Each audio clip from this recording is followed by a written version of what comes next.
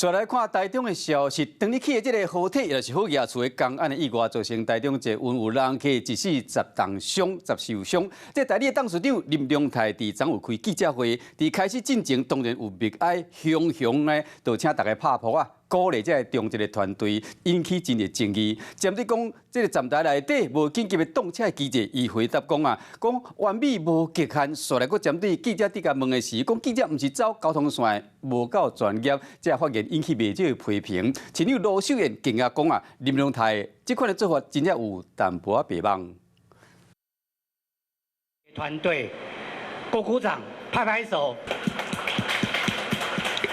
好夜厝公安事故，互这位乘客一个人死去，10个人受伤。台中这位代理董事长林良泰说明公安事故的原因，开场深表哀，说要求大家拍扑啊，鼓励中一团队说个讲。就现有的规格里面，我们都已经满足世界先进的一个自动驾驶的规格。对，那完美是没有极限的。 林良泰面对采访记者提问时，佮讲记者毋是走交通线专业的，佮讲这份安全机制规划已经真完美，互真侪民众拢听袂做。气氛上不太适合，鼓励是可以鼓励，但是拍手好像不太好。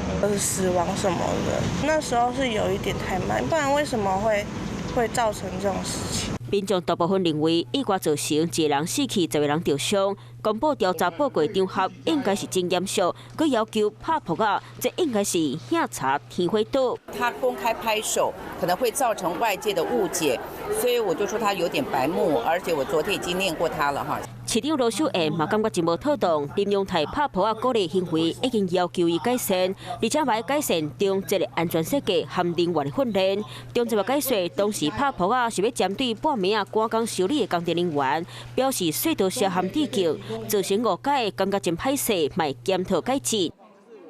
晚间9点，邀请您与世界同步，60分钟掌握全球脉动。World News 9，陈雅玲世界晚报给您崭新视野。